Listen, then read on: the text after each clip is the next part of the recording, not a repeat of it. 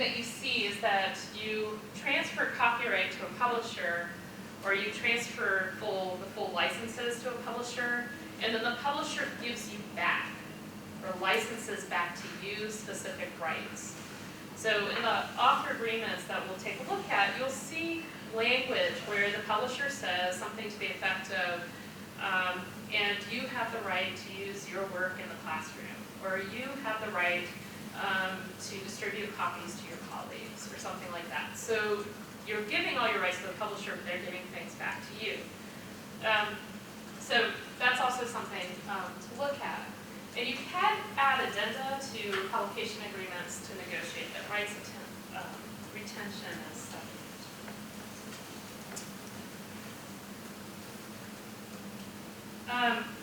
The other thing to recognize is that licenses are essentially contracts.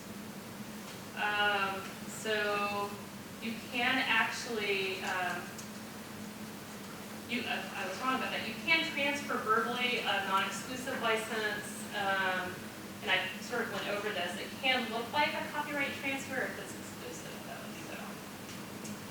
But again, copyrights can be unbundled. It's a bundle of rights, so you can pull out and give away certain pieces of it. So, generally publishers want, all of the sort of pieces of copyright. The rights that publishers need are really the sort of reproduction and distribution, and they don't need exclusive rights to those. A publisher might need the right of first publication, and that's important because the right of first publication establishes the citation, the publication, sort of that citation that can be cited and can build impact, etc. But it doesn't need that exclusively, or perhaps it's exclusively for a specific term, which is essentially what embargoes give us. But it certainly doesn't need all of the other rights in general. Now, what you do find, I will say that you're finding that publishers are beginning to, and I realize that these things publishers are sort of painting things in broad strokes. So, but some publishers are actually giving,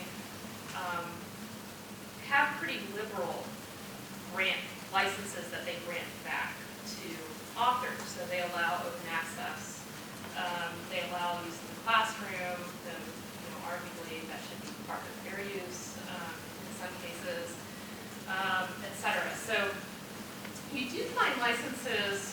You do still find licenses which basically say you transfer copyright to us wholesale, the period, that's the end. But most of the time now you find really complicated copyright transfer agreements. They have to read very carefully to really understand what's going on. And you do find for many open access publishers, they don't usually require that the author grants copyright to the publisher. In fact, some of them, most notably the Public Library of Science, now actually requires that the author publishes their article under a Creative Commons license. So, and that's just a Creative Commons attribution license, which is a CC BY license, which basically gives that publisher the right to publish that article. They don't need any other permissions.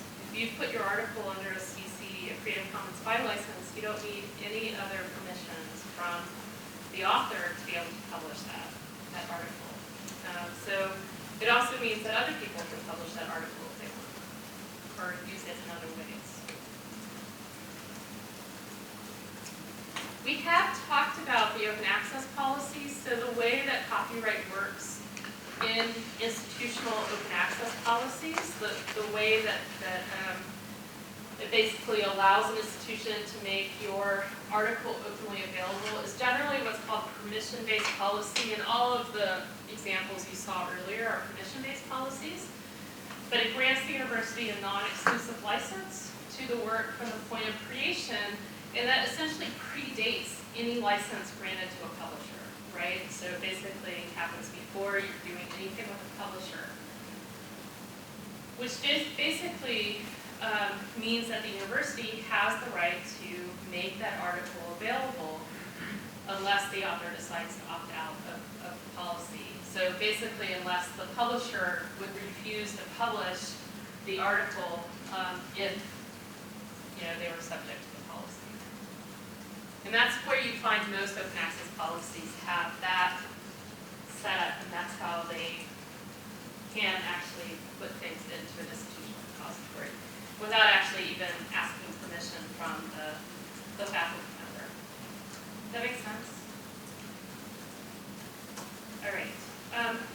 I think that one other thing I want to mention is fair use, because copyright law is also governed. Fair use is a part of copyright law. So, and we sometimes forget about fair use as we're talking about some of these issues, and it becomes complicated again because sometimes our contracts that we're signing with publishers actually restrict the fair use of articles on our campuses. Now, whether faculty know that or not is another question. But I think it's really important, and I always just take this opportunity to really advocate for libraries in particular, because I think we're in the position to do this, to really push for fair use. So not to encourage a culture where we're always asking permission for use, but to encourage a culture where we're looking at the fair use guidelines and making educated decisions about transformative use, about sort of just use of material under the fair use guidelines. So fair use has to be exercised, otherwise it keeps getting sort of hemmed in and hemmed in.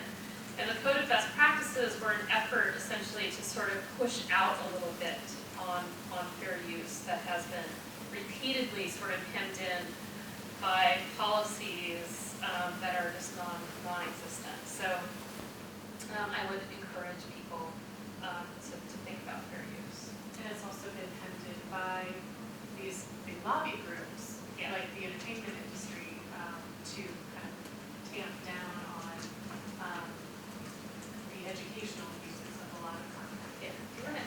So I think I want to stop right now and have everybody have a chance to take a look at some copyright transfer agreements. And again, what we want to do here is give you a chance to look at some of these and look at some of the language used and just have a chance to talk about what you're seeing here, particularly if you haven't looked at these before. So, I'm going to let us have maybe about a little over 5 minutes to just sort of browse through some of these and see what you take out of them, and then we'll talk about them a little bit.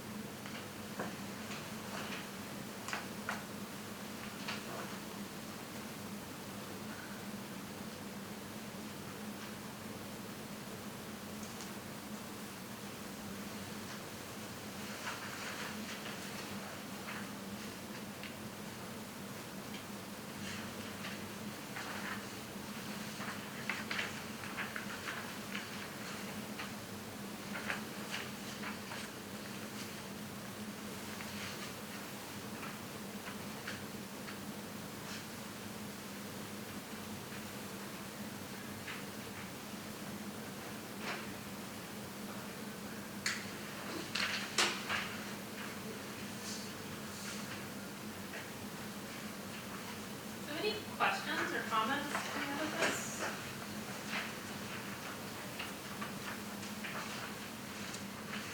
How many of you had read something like these before? Yeah. I noticed on the Journal of American Medical Association that they make this exclusion for people employed by the federal government. Yeah, so if you are producing work as an employee of the federal government, that work is in the public domain. So you can't, there can be no copyright claimed to that work. But it has to be, publishers get very picky about, it has to be as part of your employment, so not sort of research that you do on your own. And if you have a co-author who is not a government employee, then they can't claim ownership, or there is copyright on that. So. Now, what is your for a government contractor? You're not actually a federal. Yeah, so that's usually governed by the contract, actually, the condition of employment. So yeah, it's a really good question. And that's usually governed by the condition of employment, whether they specify whether it's a work for hire, so it's considered a government document or not. Yeah, good question. That's where contract can trump the law, so. I also like this legal language on the Wiley Blackwell version in section 8, paragraph 1. But, all media expression now known or later developed, they're really original. Yeah, they are. And that you see much more of that now that it's within the technology-rich environment. You see a lot more of that kind of sort of covering all possible types of outcomes. So. Anything else that anybody sees in these that you have questions about or comments on? It was interesting the second one, if you were a co-author, that you could specify what kind of work you could be doing, like data collection analysis. I've never seen that. Yeah, so that actually, I think, is about specifying who is actually the copyright owner. And I didn't actually talk about this. So in order to be a copyright owner, you actually have to contribute to the tangible work, right? So this means, sort of technically, though in practice you don't see this happen all that often, but so you could have, so in many science environments you have large labs and you might have a researcher, the faculty member who's principal investigator brings in grants and who always gets listed on the articles coming out of his or her lab, regardless of whether that person has actually written a single word of that article. Technically, that person, if they did not contribute to the tangible expression, is not a copyright holder. They might be an author, but they're not a copyright holder. They might be listed as an author. And the same thing with data analysis. So if you did data analysis, but you just did sort of behind the scenes work and you didn't write any of this, you don't actually own copyright in the work. Now, sort of what that means in practice, I've only recently seen that coming into copyright transfer agreements more recently. And I suppose it's an effort to sort of more finely define who actually is the copyright holder there. So it's kind of interesting. Yeah. So if you do data analysis and then you write about your own part of the analysis, but the word talks about the other article, is that, because it's like the publishing, that's not the same article, but is it any kind of copyright litigation that you are citing the other work, although you did the analysis of other work? So you're saying, so a lab writes an article, you did the data analysis work, and then you write your own, you write an article, say, about the methodology used, right? There shouldn't be, well, no, I am not a lawyer, but there shouldn't be an issue. Now, where there might be an issue is more in terms of, it's less about copyright, it's more about the sort of conventions of academia. So I have, for example, seen cases where a graduate student has published an article about data produced in the lab, and that article has been, a PI has requested retraction of that article, not because of copyright issues, but because they published without, they used data and published that without the PI's permission. So I've seen that happen a few times. And so that's more about sort of integrity and ethics and conventions of academia and less about copyright. Yeah. Some of those things get sort of tangled up together, right? Any other things coming out of these that you want to mention? I mean, looking at the differences between transfer and licenses. Were there any of these that looked like they were pretty good in terms of a copyright?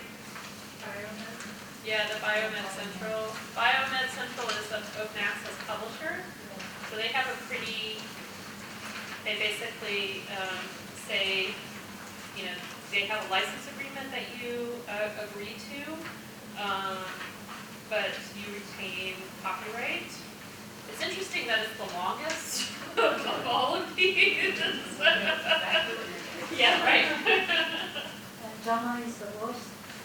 Right, JAMA is the example that we always use of the one that is the wholesale. You sign over every single copyright. You get nothing. The devil's work. Right. But of course, JAMA is one of those journals that is very high profile, right? Yes. So it's one of those things where I think one they can afford not to move on that, but yeah. But I will say, in my time doing this work, these have changed substantially and to the better. And they've changed really because people have advocated for that change. So authors have pushed back and asked questions and said, can I have a more lenient agreement? And just in terms of talking about negotiation, just to say that you can, in fact, you really can negotiate these. It's getting harder, but you can actually say to a publisher, you know what, I really don't agree with this term, can we change it to this? And if you can suggest specific language or what you really want, and this is why you need to be thinking ahead about what you want to be able to do with your work, oftentimes the publisher will work with you on that. Sometimes they won't, and you just have to make a decision about what you want to do in that case, but sometimes they will. In many cases, what we found is that publishers actually have a second agreement that they sort of keep in a drawer for those people who ask for a more lenient agreement. So, it's definitely possible. The other thing, these are all journal articles. Book contracts are the same thing. You really do want to read book contracts very carefully and make sure that you're thinking about what you want with book contract and negotiating that accordingly. So, any questions about copyright? So we're going to move on just to talk, I think, generally about sort of where to move from here. So, any last minute questions or comments on the copyright issues? Very difficult competition. Most of the, because we are not a lawyer, it's difficult to answer questions. There are lots of cases. Yeah, it is interesting, and we do sometimes, what I found is I've developed a good relationship with my university council, and also with our commercialization office, our Office of Technology Management, because they actually also do a lot of work around copyright questions, also patent questions, because I do sometimes get patent questions. And I've developed a little network of people I can pass people to if I need to, or just bounce questions off of.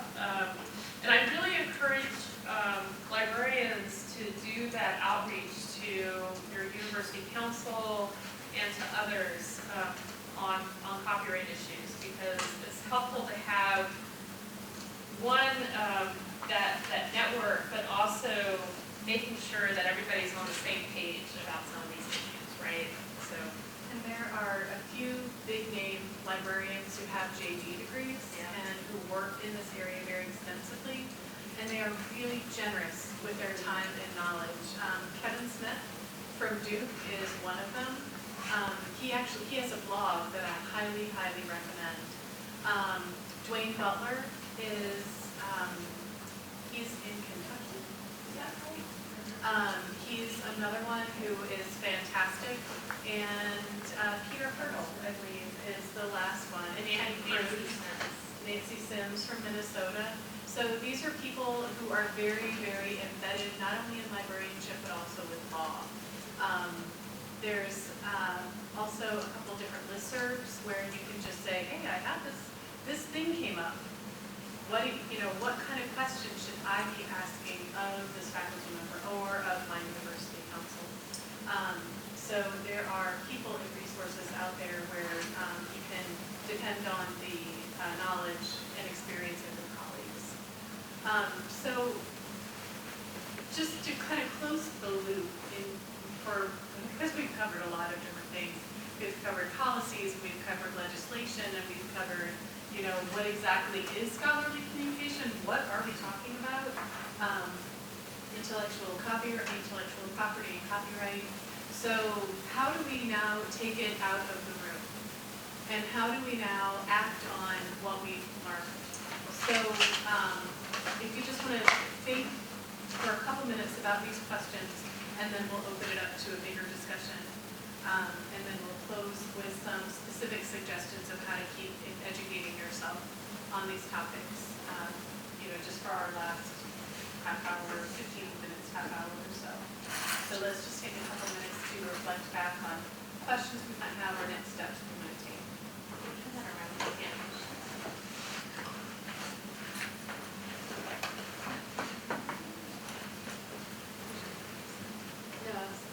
Oh, there's others out there, yeah.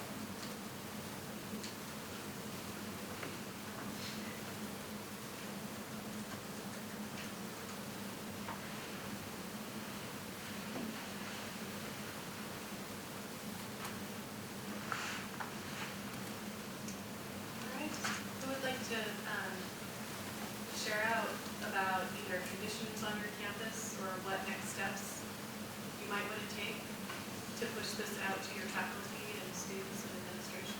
or even just within the library. Yes.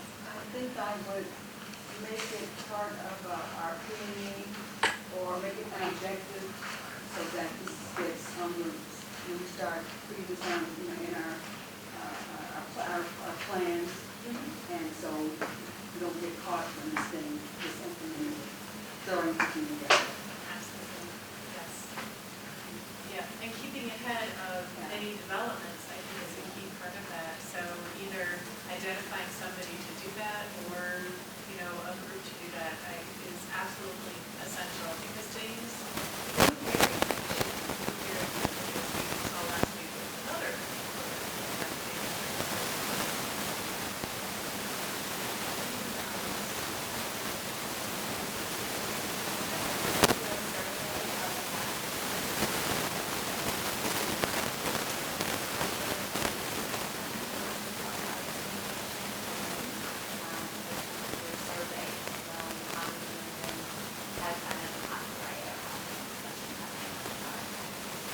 measuring awareness out in the faculty, I think is a really great way to get a handle of on and then move forward with different areas to focus on because as we see this is a huge set of issues and a lot of it is pretty kind of twisted up and tangled up with each other.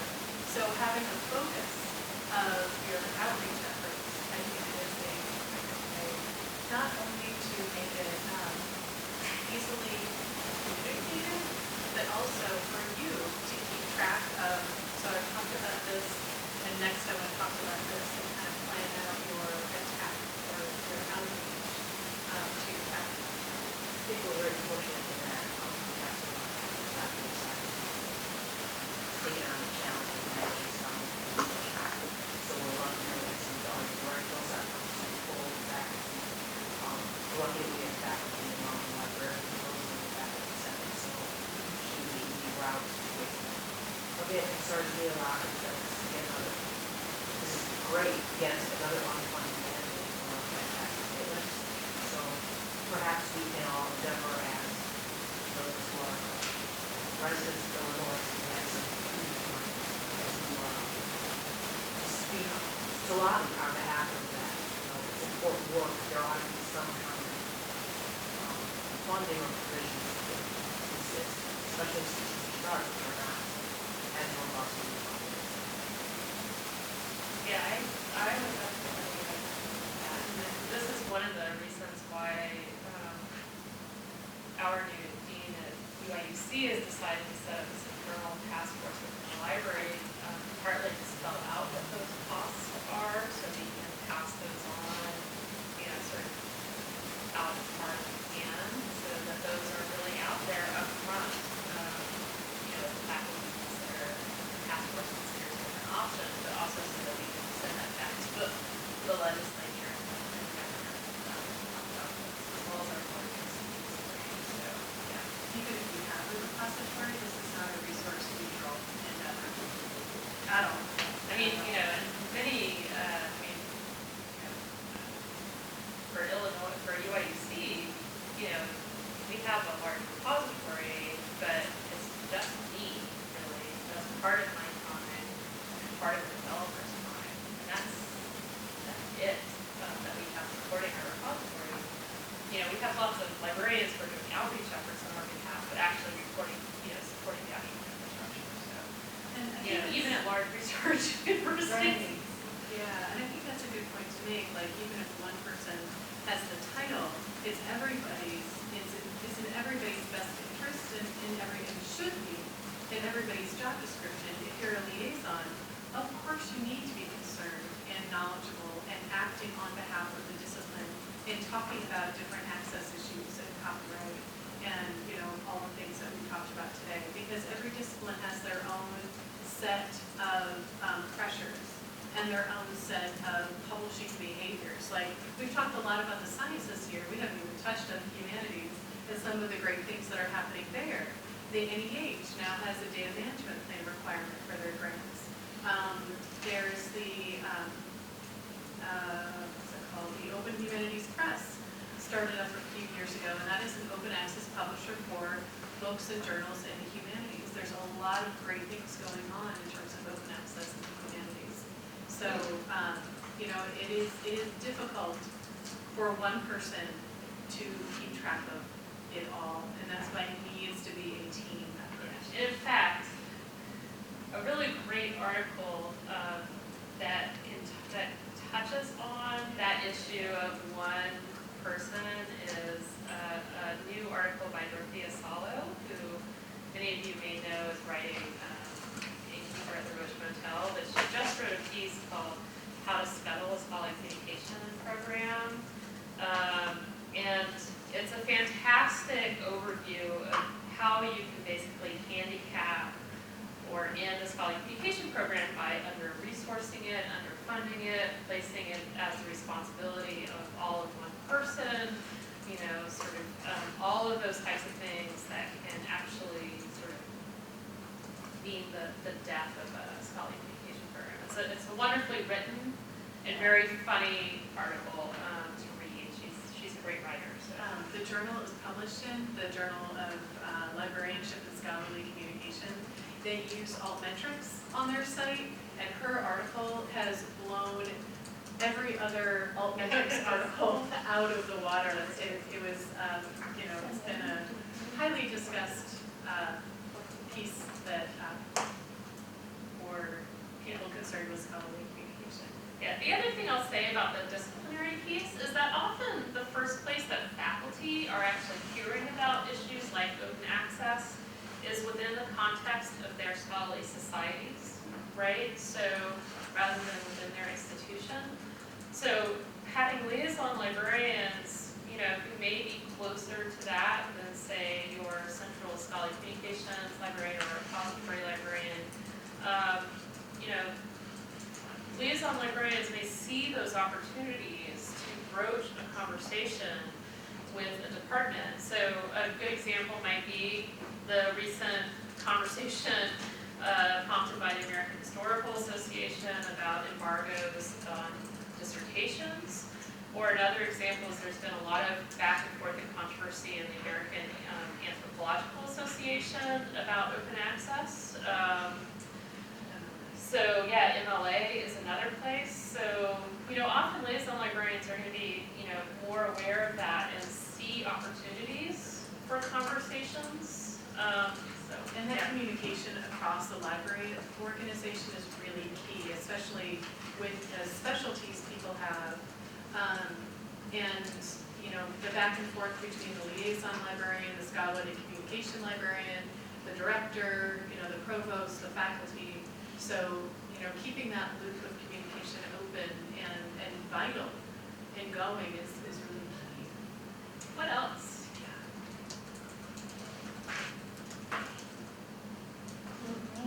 I did something. She talked about the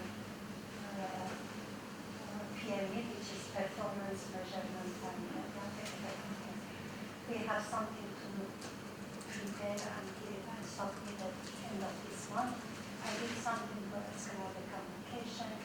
My first step was that after this meeting to try to provide awareness by having a blog in our website, by sending them email and URL and ask them to read, by sending liaison to them, to the faculty, to the recipients, to talk to them, and most of all to talk to Senate and to see what they think and how much they can support the library, which is very important.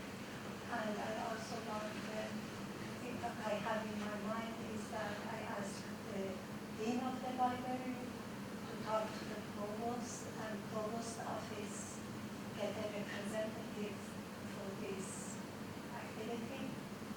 Wherever I am wrong, just tell me that don't go there and go somewhere else. I am just open to all suggestions. To me, because we are starting communication and awareness and conversation, opening the conversation is important. I went to a CRL website, I found something that what librarian can do to make a difference. I have a few questions myself with these items, which is about more than 10 items.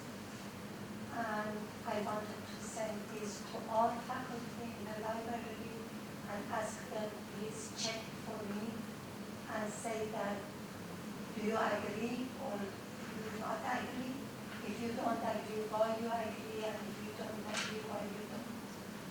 Because there are something that is just very tricky and scary, that if you do what happens to our library and what happens to our tradition.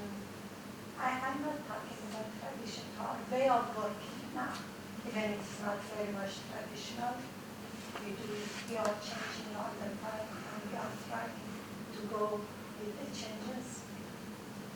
This is what I wrote there, and I'm going to send this to administrators for end of this month.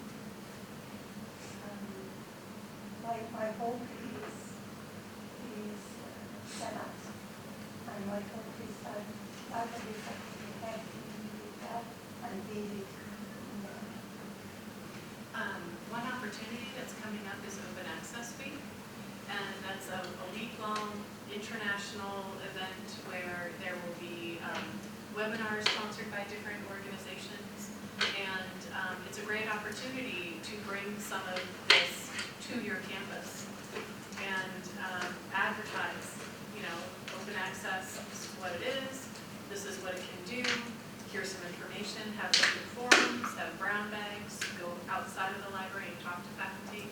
So if you just Google Open Access Week, there's a whole suite of resources and also a schedule of what's happening, not only here in this country, but at other institutions in other countries as well.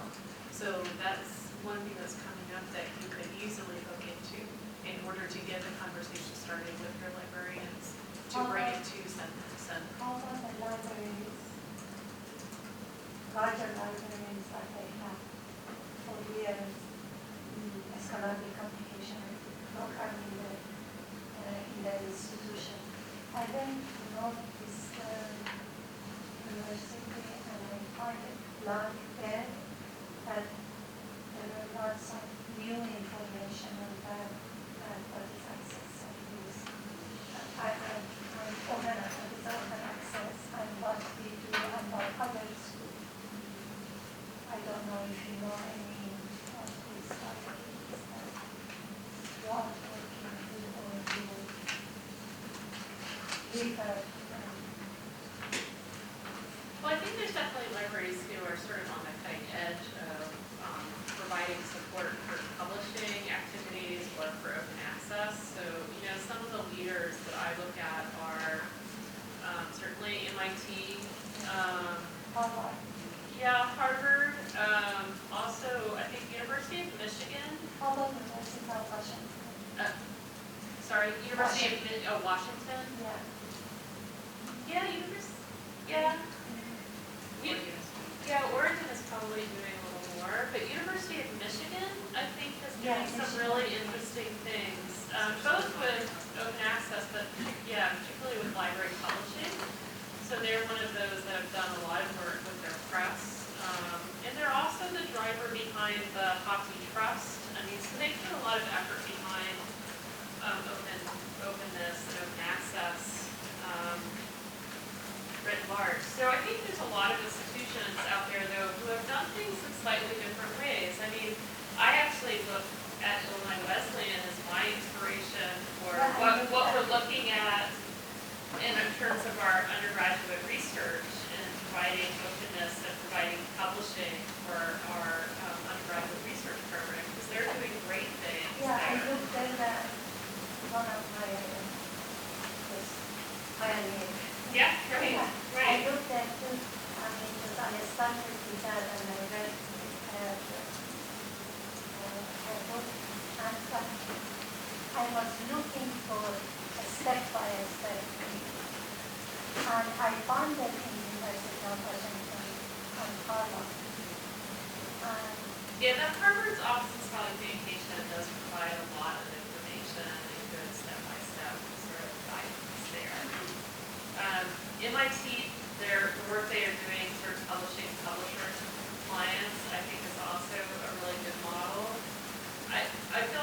lot of institutions out there who are doing interesting things, and it's a matter of finding them. I mean, so much of a scholarly communications program is also dependent on your institution because, you know, a private institution is going to be different from a public institution, a research-intensive institution is going to be different from a master's, from a liberal arts, and you're going to have different focuses, you know, whether that's because you're more of a teaching institution than a research institution, whether it's a mix. You know, I mean, I think that, you know, whether you're an urban environment versus not, I mean, there's lots of things that play into the environment and how, and the political pieces, right? And so, you know, what's important. So it may be for some institutions really focusing, for example, on the question of, say, open educational resources and open textbooks, you know, might be something that actually gets a lot of leverage and, you know, makes headway with talking with faculty and administrators because that has a more direct impact on your student population versus, you know, going out and talking, you know, a lot about, say, research data management or open access to data, to sharing research data. It's sort of, you know, it's also very disciplinary dependent, extremely disciplinary dependent. So another sort of lesson to come out of this is that you have to have different messages for different audiences. So, and that's both in terms of types of audiences, so whether it's faculty or students, but also disciplines. So I'm not going to go into our English department to talk about open access with the same, using the same language, or even sort of framing things the same way that I might to my civil engineering department. It doesn't make sense.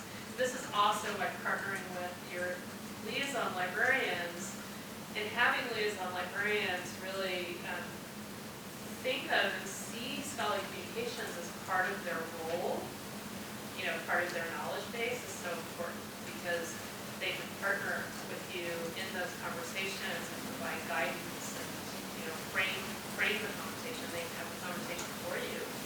So it's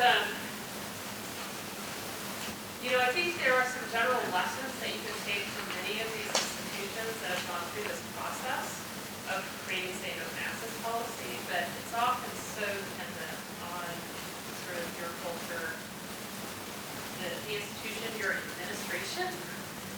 You know, I mean, there's a lot of factors at play. It also depends on what's your goal. Yeah. If your goal is policy, put all your efforts towards that. If your goal is to, you know, bring up a repository, then, you know, put your efforts towards that. I think there's so much opportunity that I think it's helpful to identify your top 3 actions and 3 to 5 actions, and really based on your campus culture, based on your leadership, based on the pressures from external forces, where you want to put your energy. You know, don't get worn out trying to do all of these things because nobody's doing different. There's no possible way that we could, but there might be pieces you can do in each area. And I brought this up. This is from the University of Central Florida. They created this research model after I'm going to say at least 8 months to a year of going out and talking to different departments and groups on campus. So they went to their Office of Research, they went to their provost, they went to faculty, they went to librarians to really figure out, you know, what does scholarship look like in the 21st century. So you see things up here about funders, you see things up here about dissemination, you see things up here about planning and project cycles and publication cycles. And then this is actually on their scholarly communication website, there are all these links to different services that they provide that support these different pieces. And it's like, A, this wonderful way to show how all these things connect and are intertwined. And then their website. So this is an example for the project cycle portion of the graphic. So data set management, they have a person who helps with that. Analysis support, they don't do that, but here's here's a definition and resources. Research data, and they link out to an external person on their campus.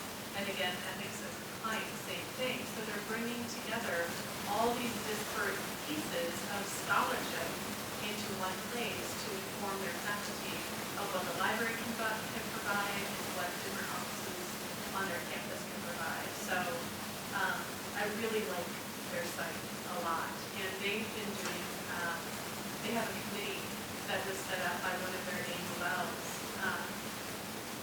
And so they have people with data. They have people there to help with citation analysis. Or, not analysis, but, tracking citations.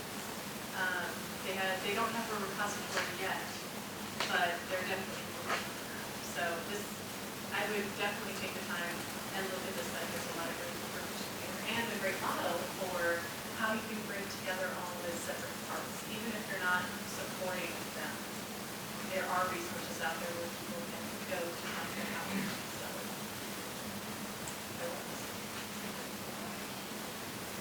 Any other questions or thoughts? We're almost done. Thank you for bearing with us. Yeah. This is very timely because I'm the person here that's working with UTV and trying to push that, and I've been trying to do it for over 3 years. So having you guys come and have Dr. Sayu finally put into this role and having, let's start the conversation, this is a big help. Okay, great. I want to put a quick plug in for educating yourself. Keep educating yourself. Here are some of the resources that you can take advantage of, and we'll be sending these slides to Dr. Sayu so you'll have them. I cannot stress enough the Spark. They have a couple different listservs that are really, really active and really interesting in terms of the kinds of conversations that happen there. Peter Suger's site, Open Access Now, is a relatively new blog that's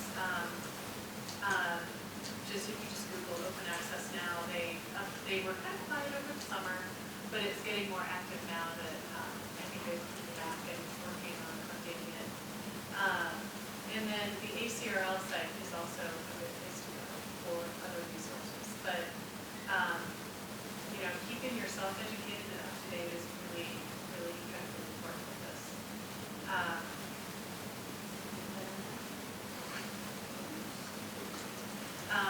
So there was a comment at a past roadshow or institute, I can't remember what it was, institute, that somebody said, I'm not looking for a convert, I'm looking for a conversation. And that's really where this kind of work needs to start, as a conversation with a champion, or a conversation with somebody who isn't exactly sold on the concept of open access. And just talking with people and getting their perspective and hearing what they have to say, and then listening to you that will hold these efforts along and help educate all of us and build the advocacy over time. Yeah, and I think part of this is also acknowledging that we often, as we said at the very beginning, we're all set of different systems that are interacting with each other. And it's a very, very complex environment. And often when we talk about advocacy, and when you listen to when you listen to some open access advocates, it's very cut and dry, and it's this way or no way. There are a few of those out there. I think, what we advocate for is advocacy, but with the recognition of the complicated environment, so that you're really listening and you're acknowledging the complications and recognizing the things that change may go slowly. And as I said earlier, openness is winning,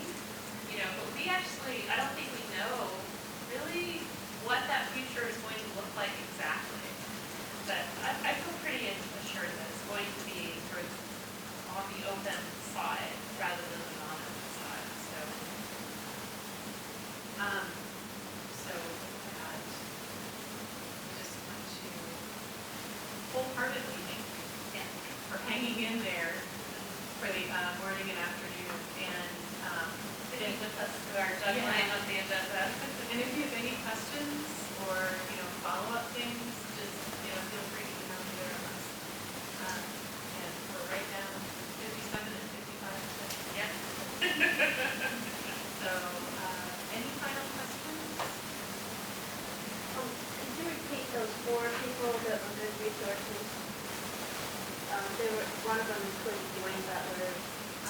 Copyright resources. Kevin Smith. Annie Franks. Okay. Nancy Sims. Who? Nancy Sims. Okay. She's at Minnesota. Peter Hurdle, Hirtl. I will say that Nancy, if you are on Twitter, Nancy is on Twitter and will often not answer complicated questions, but give you an opinion via Twitter too fast. And, Twitter is a great place to find a lot of different people talking about these issues. And, the big open access journals are on Twitter, so PLOS is on Journal, Peer J is on Twitter.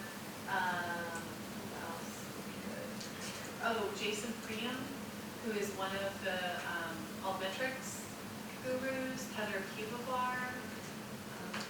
Sarah's on Twitter. A lot of people on Twitter. Yeah. It's also a good source of information for digital media days.